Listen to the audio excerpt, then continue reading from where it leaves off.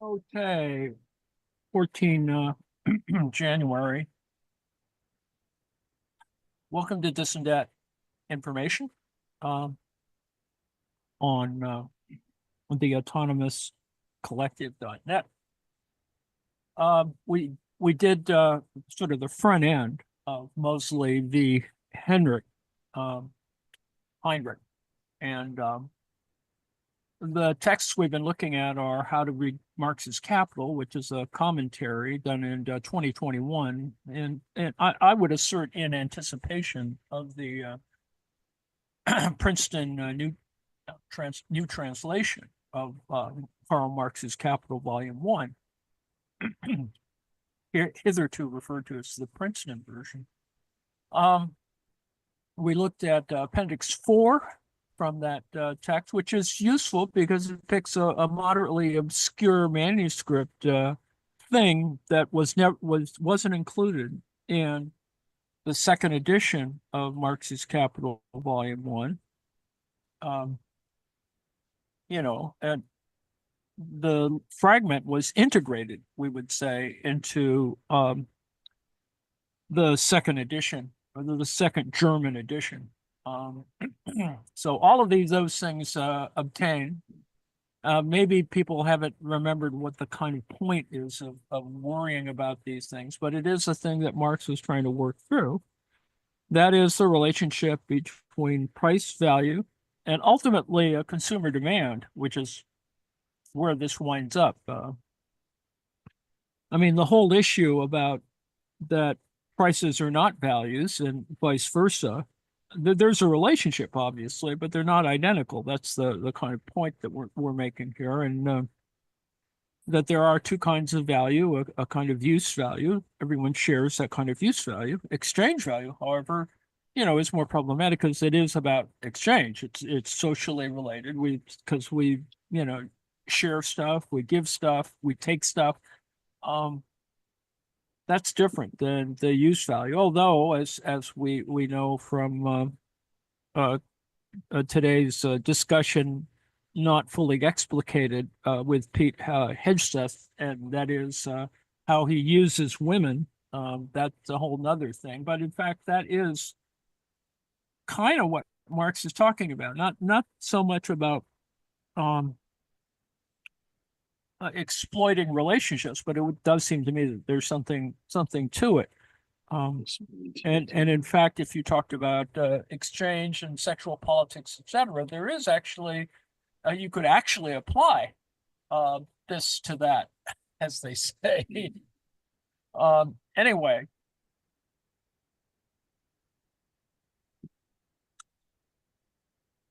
and as we looked also at the table from Appendix 6 in the Heinrich text, which identifies sort of a way in which you can, at least in tabular form, think about the first 7 chapters of Volume 1 of Capital.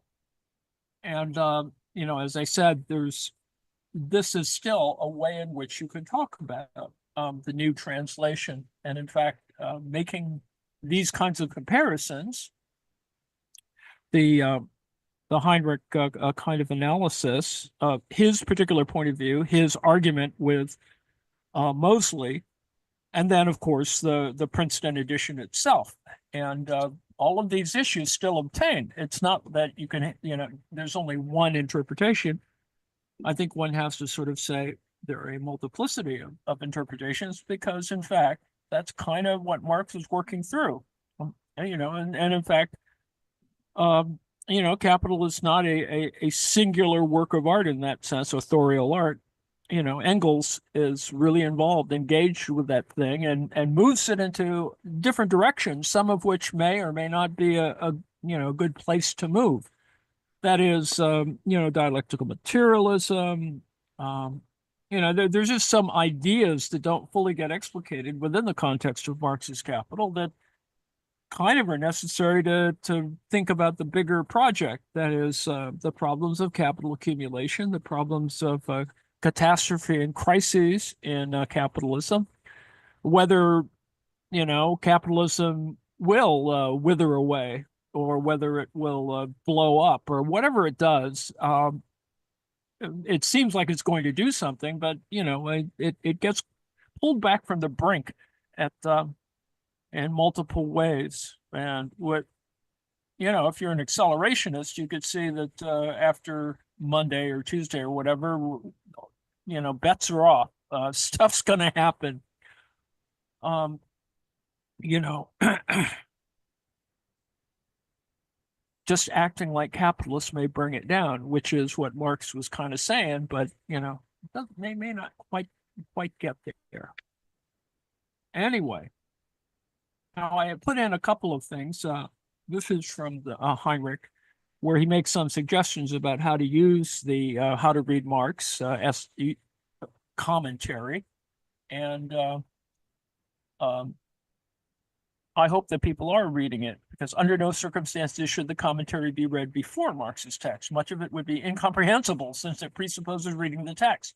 Moreover, doing so might lead to seeing Marx's text only through the lens of the commentary. That's part of the problem.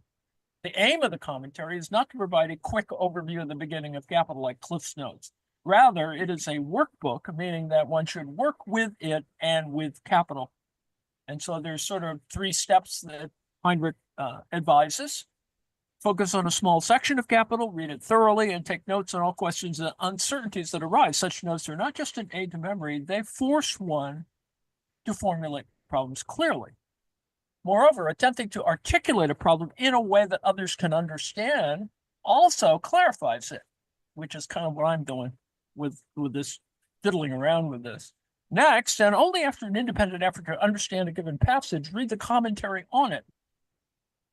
An open copy of Capital should be placed alongside the commentary in order to closely track what it refers to. Finally, reread the corresponding passage in Capital while correcting your notes from the first steps. And some of the problems recorded there might have been resolved and new ones might have arisen. And in fact, that's the kind of, reading the text, and I've given you some different ways to approach it. You can, if you have some knowledge of German, you could look at the one done by the guy at Utah who, translates it right next to the English version, so you can sort of go right through it. It's like reading Wittgenstein. You have this stuff and you can sort of see what's going on if you read German at all. Anyway, and there's a little thing I added that refers to if you're going to do a reading program, and it doesn't matter which edition, the idea is there. That is, you should, read the preface, read the beginning of chapter 1.1, go, 1.1 to 1.2 to 1.3, et cetera, et cetera. And this is if you're going at it, let's say, a week at a time. This is kind of what you're, so you can see that this would take 3 or 4 months to actually get through the first 7 chapters. No, it'll take a while. You should just think about how you want to proceed. And so anyway, what I'll do today is read the Jason Smith review of Moseley. The advantage of Moseley is that I'm not quite sure what he did for his dissertation, but he at least teaches with this, I think, and he teaches with it at an art school, which makes it more interesting, of course, or a design school. So one would hope that he actually contributes a good thing to it. But anyway, what he's talking about in this review, it's a review of Fred Moseley's book on Capital, Chapter 1. It's only about Chapter 1. And it's essentially an argument that he's having or has. It's very kind. It's a kind argument. It's not it's a heavy argument, but it raises some very specific questions that relate to the issue of exchange or exchange value and the formation of this big idea of the big V value being composed of use value and exchange value. And in the process of exchange, that is, the thing that we saw transformed before and what we see articulated, if you want to use that word, in volume 2, to the idea of turnover of capital, circuits and circulation. That's kind of what the deal is.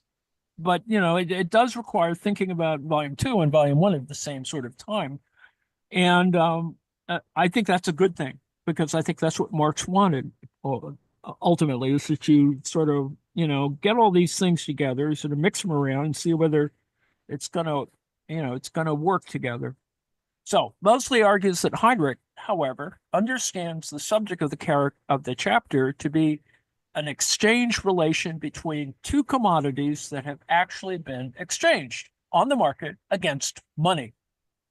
Marx obtained the so-called exchange relation, Heinrich claims, by bracketing away the means of exchange, that is money, as well as the commodity owners who exchange them. Now, these latter things, commodity owners, etc., are reintroduced in chapter 2, which concerns the exchange process. Both authors, that is Moseley and Heinrich, agree that money and prices constitute the necessary forms of appearance of the substance and magnitude of value, as Marx argued in section 3 of this first chapter. But they differ dramatically, not only in their understanding of what Marx meant by money and prices in this first chapter, but more importantly, on whether exchange plays a determinate role in constituting both the substance and the magnitude of value represented in a given commodity. For Heinrich, value quite precisely is not contained in a given commodity, but emerges as a relation between commodities established through actual market exchanges. This is the whole business about, ultimately it becomes demand, right? Demand and supply, right? Moseley argues, however, that the substance and magnitude of value necessarily expressed in money and prices are, though not directly observable, presupposed, a term used insistently by Moseley in this expression rather than constituted through it. And that's, even that alone is problematic phrasing. The relation of equality among commodities that Marx invoked in this chapter is not, according to Moseley, established in exchange, but is an assumed starting point from which the notion of value as a common property shared by commodities in definite proportions is to be derived or deduced. The deduced thing is actually kind of interesting here, because is it deductive in that particular case? And that the difference, in fact, ultimately, in if you want to consider what the argument here is, it is a difference between induction and deduction. But anyway, in the chapter on the commodity, commodities have not actually been exchanged, but are exchangeable in defined ratios insofar as they each contain quantities of abstract human labor that has been expended in order to produce them. So in other words, it's not so much about congealed, if you believe in, labor theory of value, but it's sort of this, sublimation. What is sublimation refers to, ultimately in the chemistry context, when a liquid becomes a gas. And, without going to fart jokes or whatever, there is this kind of set of transformation that is possible whenever you think about these things. It's that you're looking at some sort of value expectation or some anticipation, or you don't have to go off into a whole thing on post-structural stuff about desire and blah blah blah blah. The libidinal economy and all that stuff. You don't have to even talk about that. You can just say, there is this sort of anticipatory nature. Why is it that you salivate when you see, interesting food or whatever? And it's not in front of you when it's totally mediated, like it comes on TV.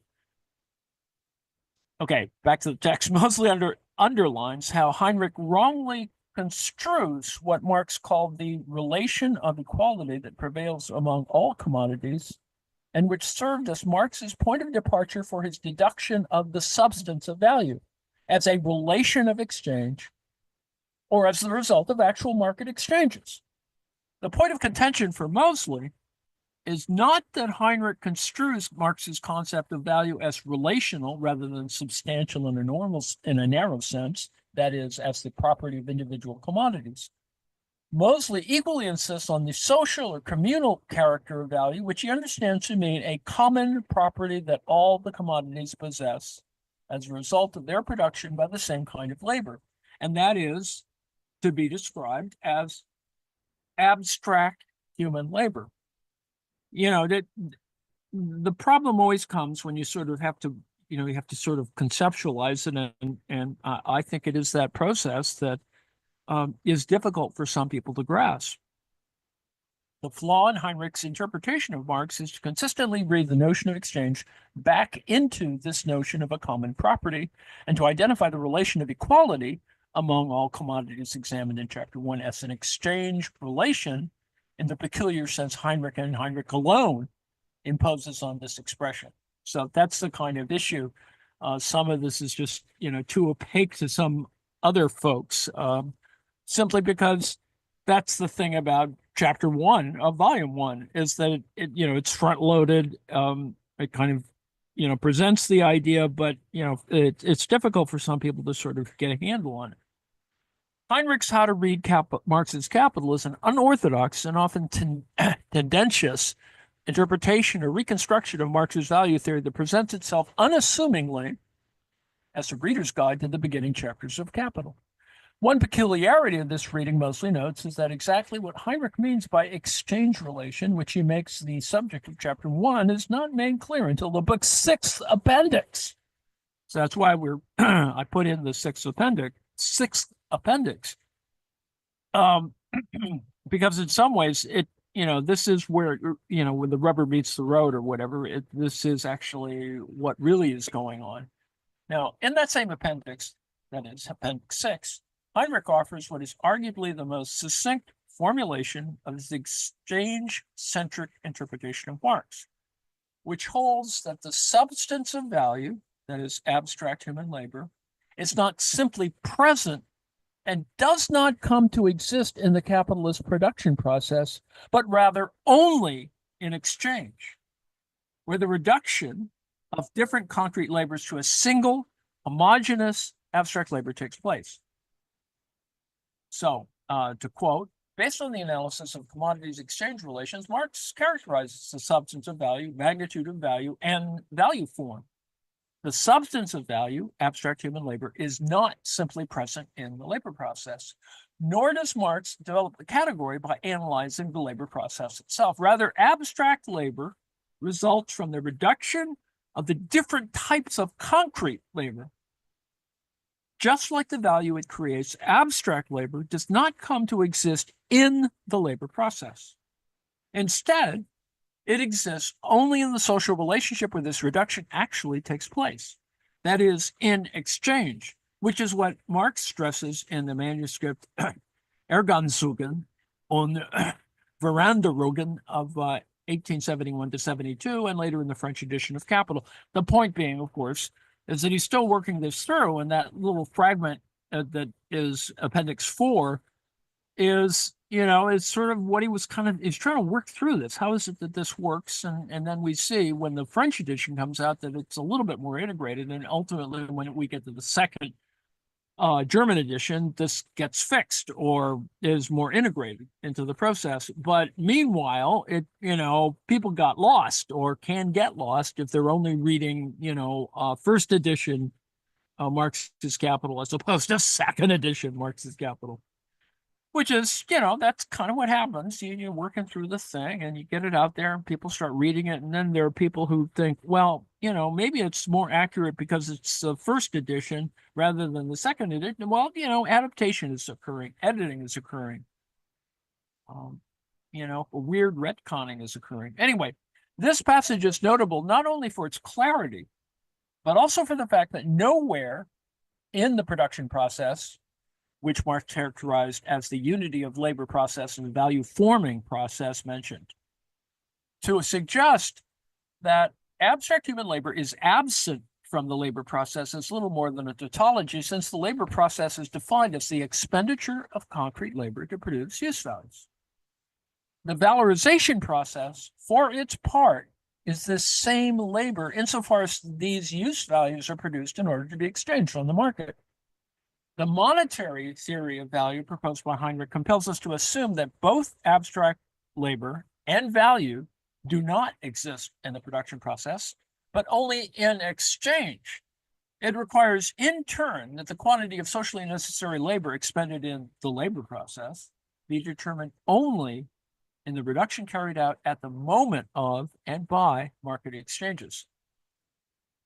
So this, this proposition is an interesting one, and probably it's going to be thought about for a while, because in fact this is what Moseley raised at during the opening reveal of the project for the Princeton edition, where Heinrich and Moseley have a brief conversation, but don't really take on the project in depth.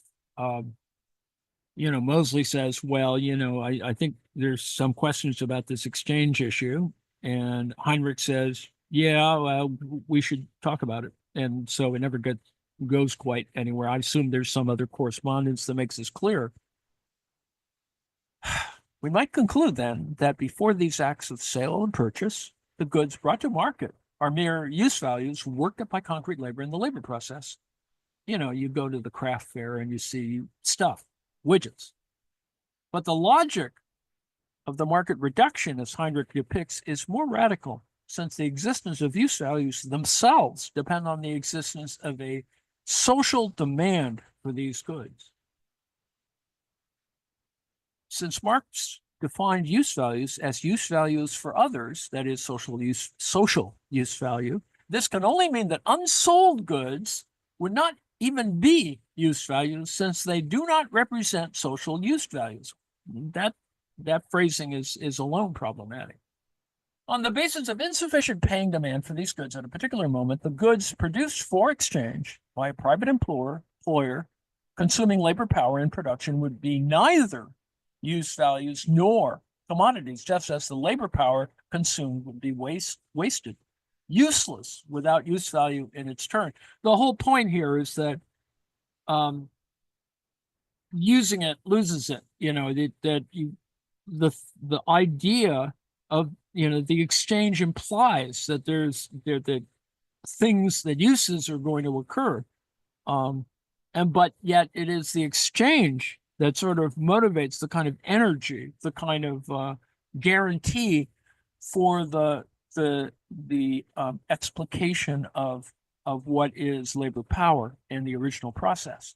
Now, back to the text. Heinrich's insistence that abstract labor and value are not simply present in production, but are instead established by means of real exchanges on the market is peculiar, Moseley observes, since nowhere in Chapter 1 is the exchange process treated or invoked.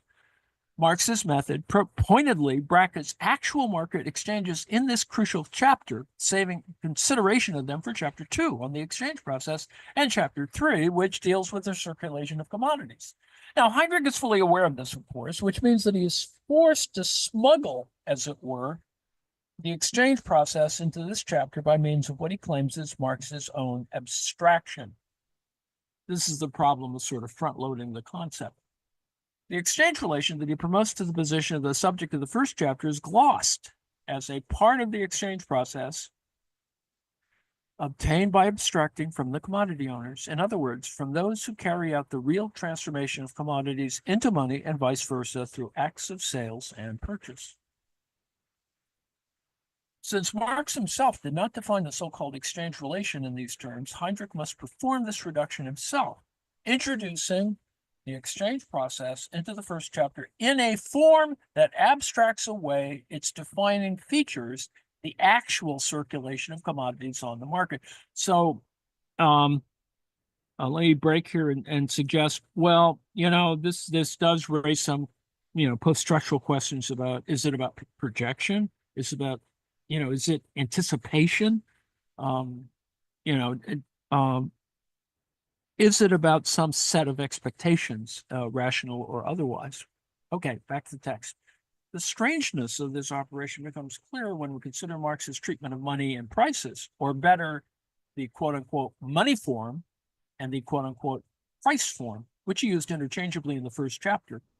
Moseley's understanding of value shares certain features with Heinrich's monetary theory of value.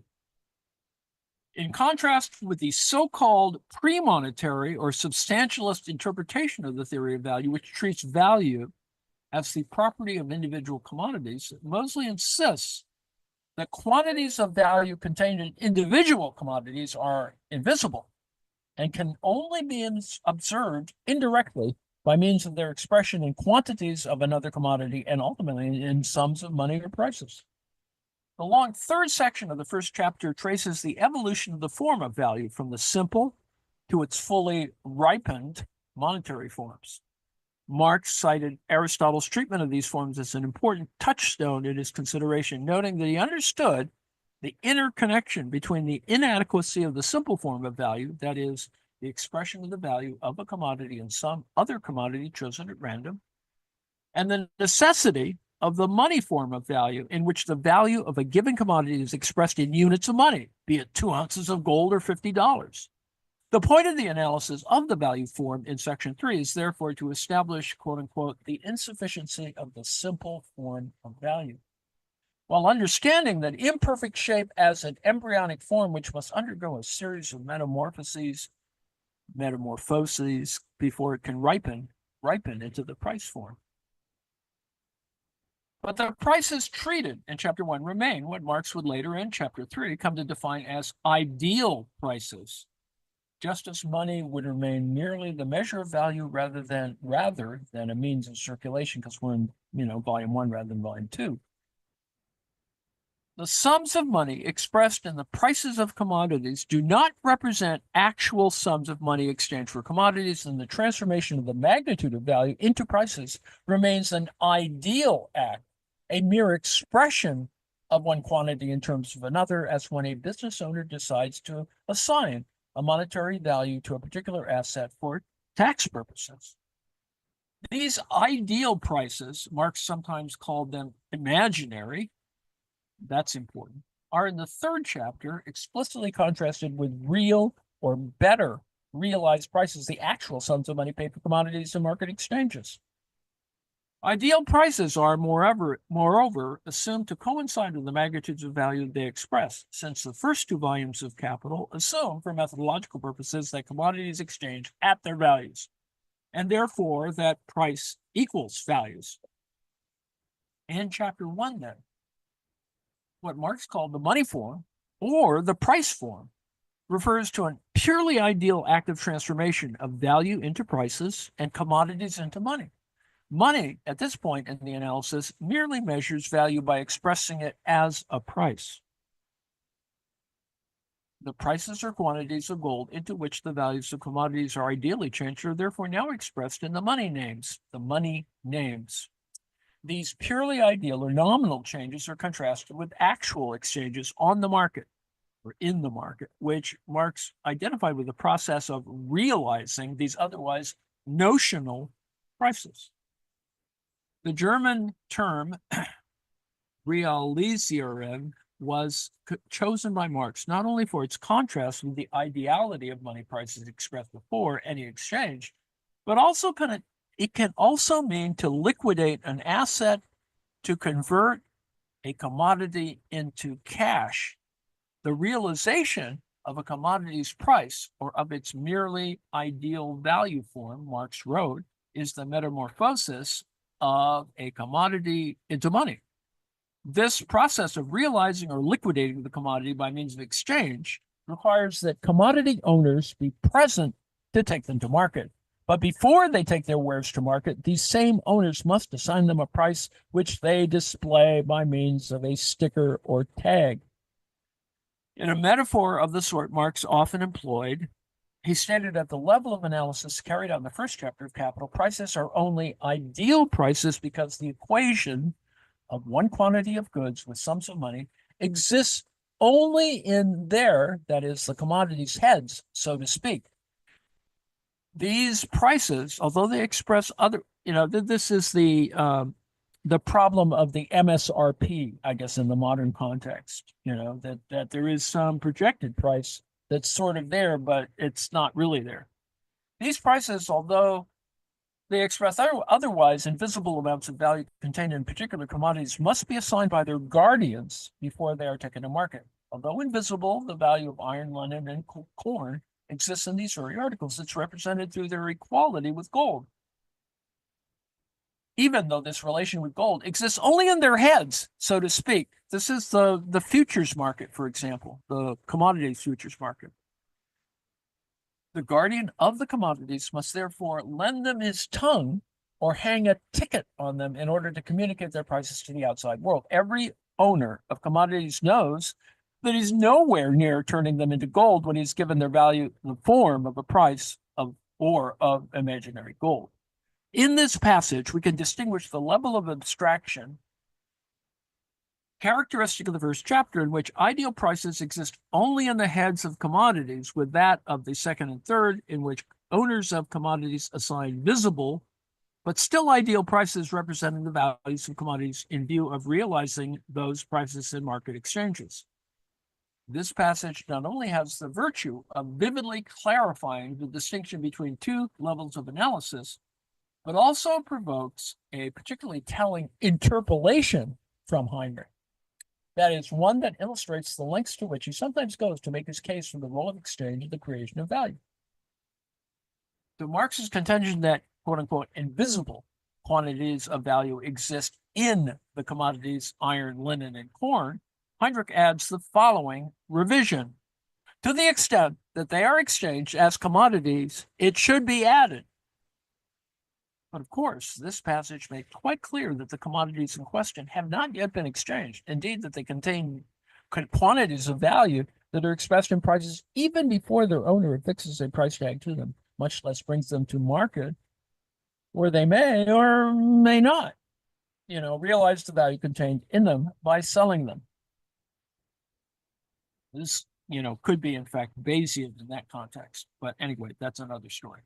The distinction Marx made between ideal and realized prices would have further implications for his theory of value, and in particular for his understanding of how the magnitude of value is determined.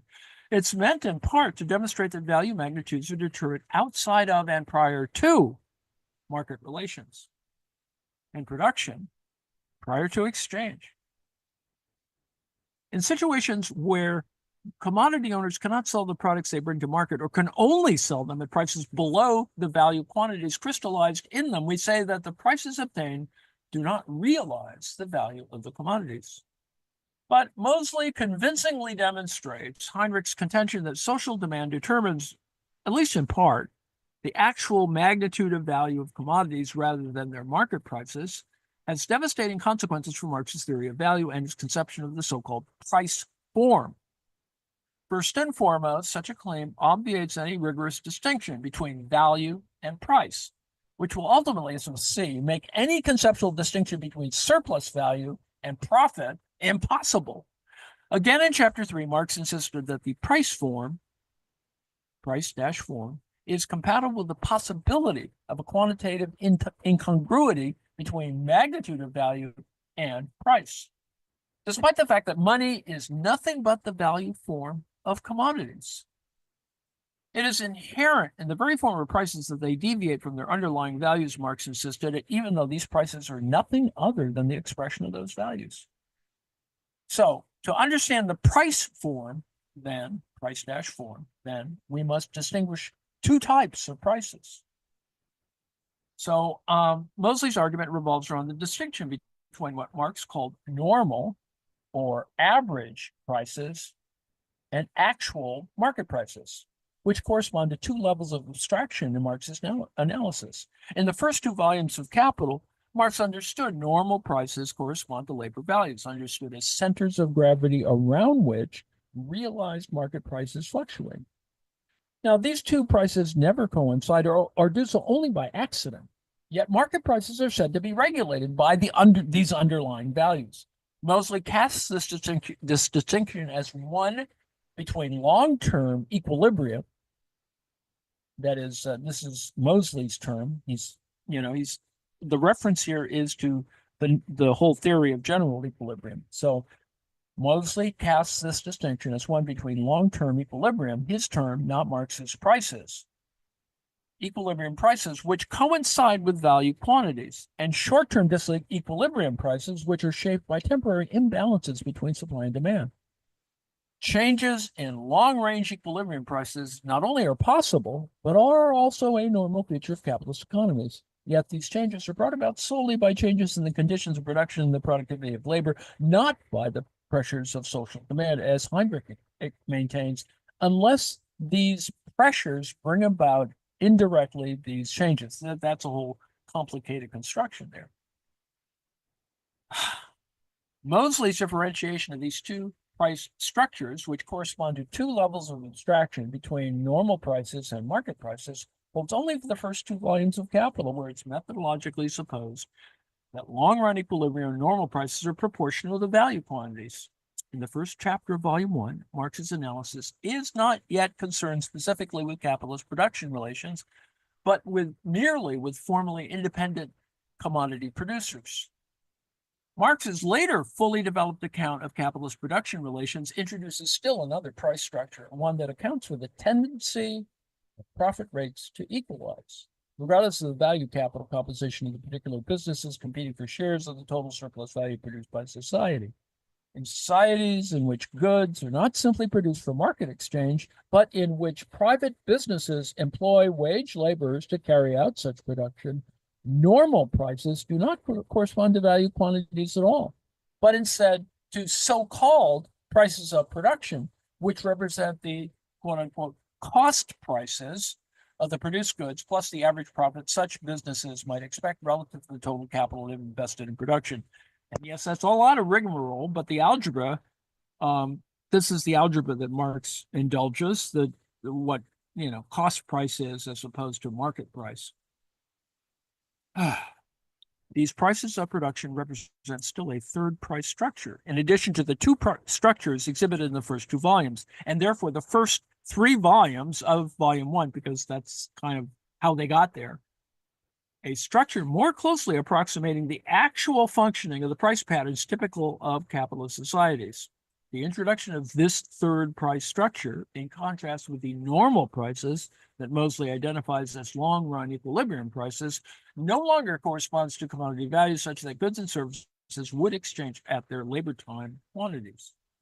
The theoretical upshot of the value analysis of the first two volumes is not, therefore, the explanation of individual exchange ratios, but that only changes in production conditions, changes in labor productivity, or in socially necessary labor time regulate price movements at the level of total social production.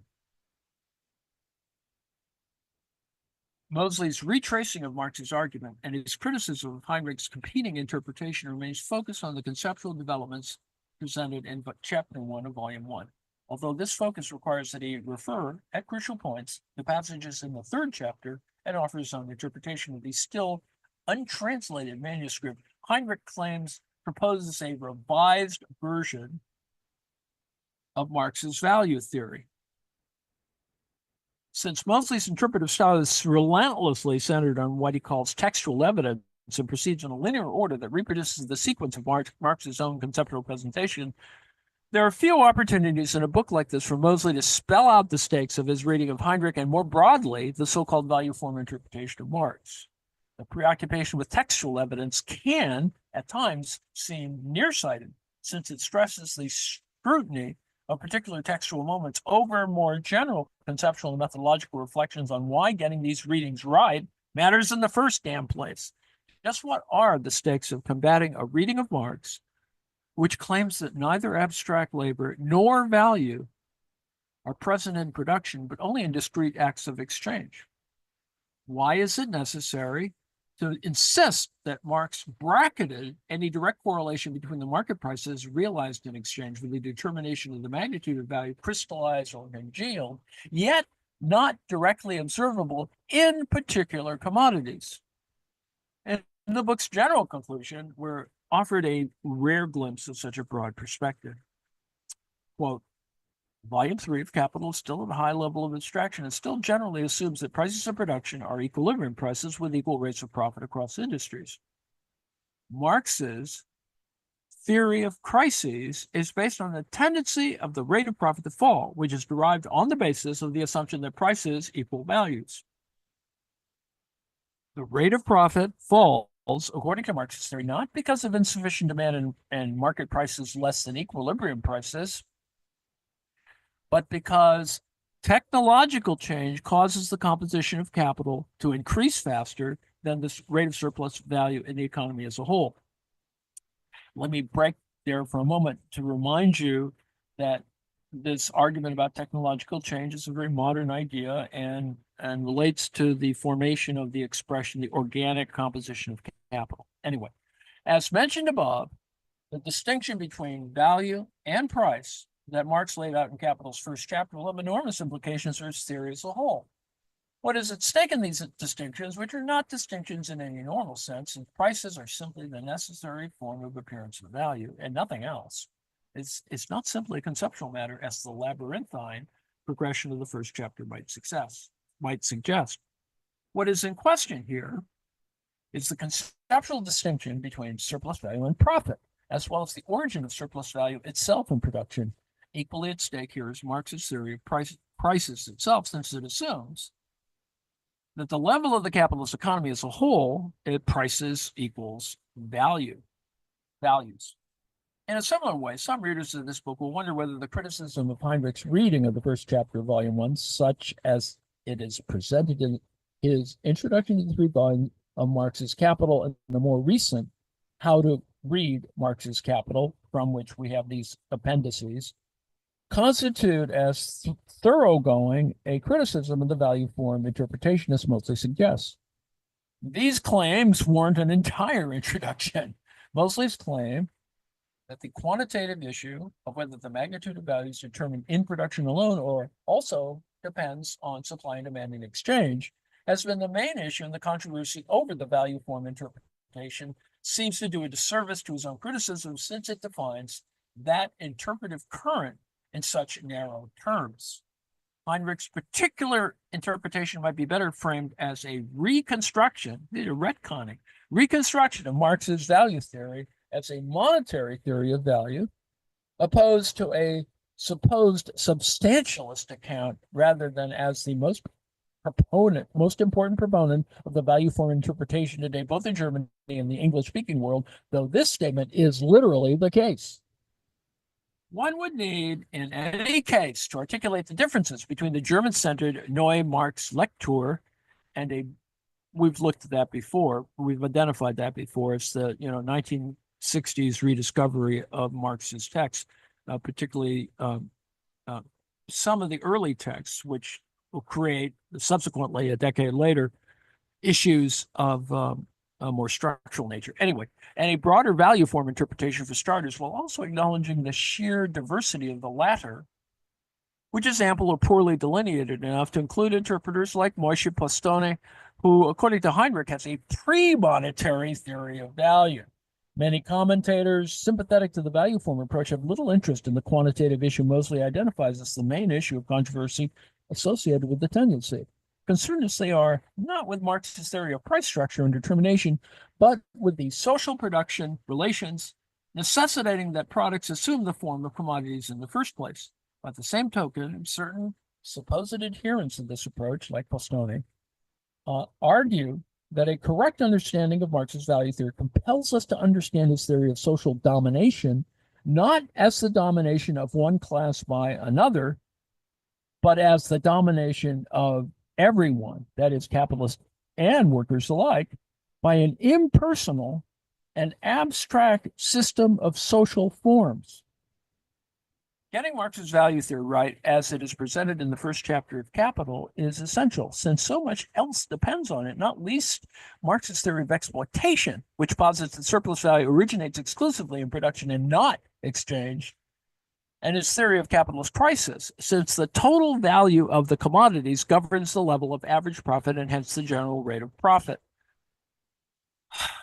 Heinrich's exchange-centered account of the origin of value and value magnitudes undermines the conceptual coherence of these key pillars of Marx's critique of political economy, but Moseley's purpose in writing this book on Chapter 1 is, he notes in a recent interview with Michael Roberts, also in part to stem the growing influence of Heinrich's quote unquote monetary theory of value interpretation among Anglophone Marxists, but especially young people new to Marxist theory. This is, you know, I think you could interpret one element of it as MMT, but yes and no. The value form interpretation of Marx has been debated for decades among specialists in the US and UK, familiar with the complex technical aspects of Marxist theory and the history of debates around them. The two best 100 publications in English, however, are both introductions, targeting readers of Marx unfamiliar with these debates, if not entirely new to Marx altogether. The success of these books can be attributed to Heinrich's genial style and evident erudition, which present themselves as deftly navigating the ambiguities and contradictions of Marx's formulations, often by appealing to mature manuscripts that are presented as new, corrected versions of Marx's theory. This revised theory is then set off against all other interpretations of Marx, assimilated either broadly into something called worldview Marxism, or more narrowly as substantialist interpretations of value, aberrations to which not only vast swaths of Marxists are condemned, but also much of Marx himself in the end.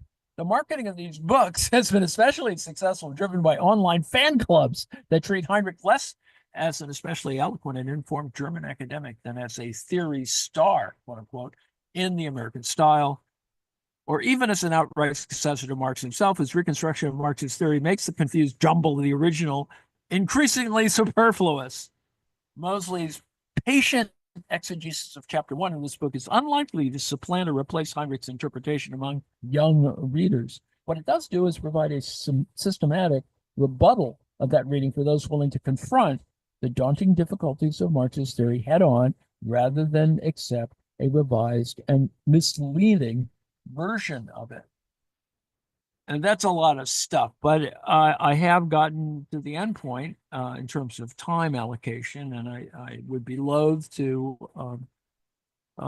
beat you up with the rest of that, but you can, as I've said, I've included Appendix 6, and I think I've included the entirety of it, so you can actually stare at it in order and get to some position on it, I hope. I also included a little map here of how we could structurally approach this, and I'm not saying I agree with this interpretation,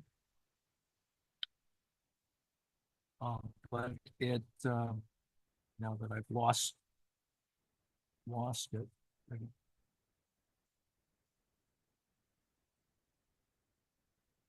Bloody hell. My fault. I apologize.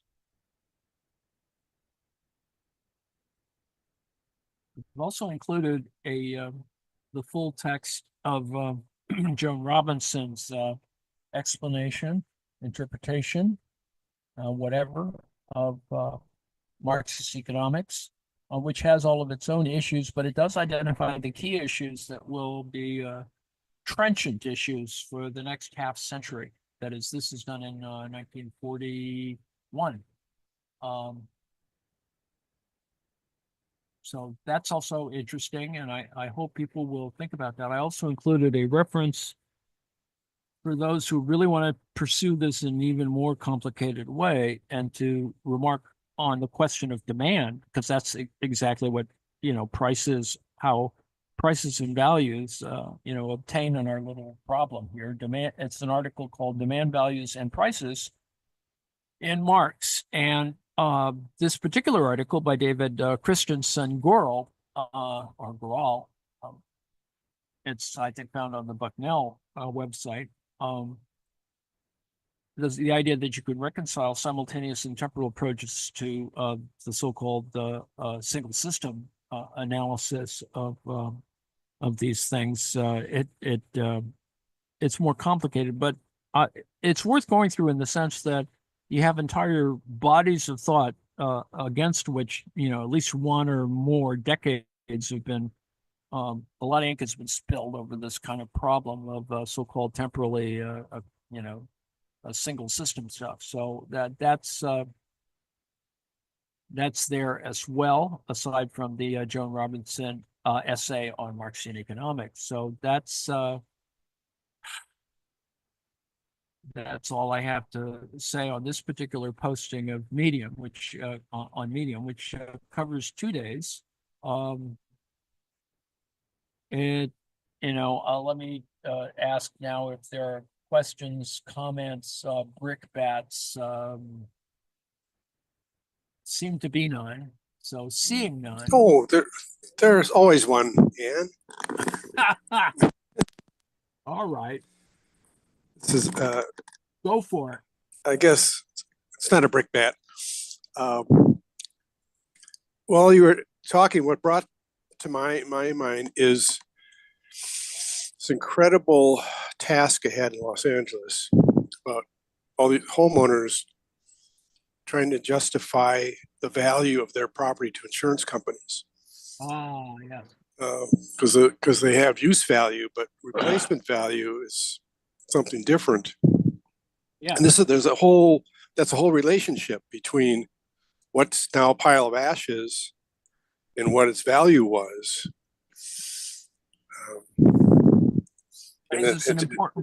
It raises an important question about what counts as appraisal value of the properties, and Right. that tax data and a bunch of other things. It's just going to take forever. Yes. It's no different than all the post-hurricane or post-whatever thing that happened to people, Sure. Yeah, it happens all the time, but this is on a massive scale, as is hurricanes. Anyway, that's just what I was thinking. Well, institutionally, it pits good insurance companies against bad ones also. Because not everybody uses the same insurance companies. Right.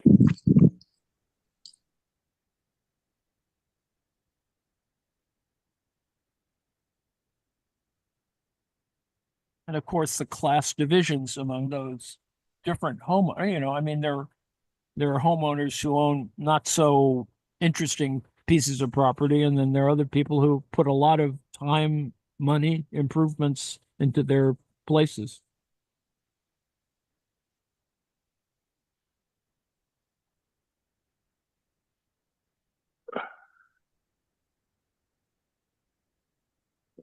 And we'll see this weekend or this coming next couple of days, whether whether there's going to be a new spate of this kind of spread of fire.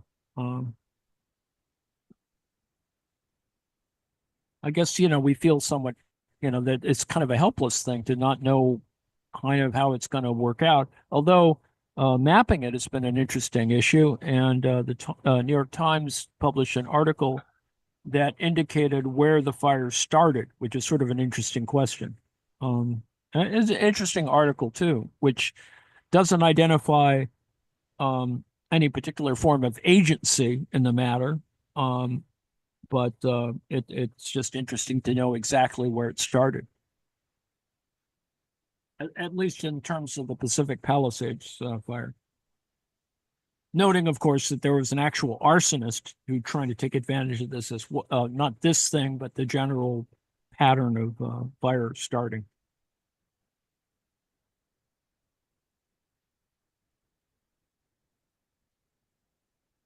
Mm-hmm. Okay, let me stop share. And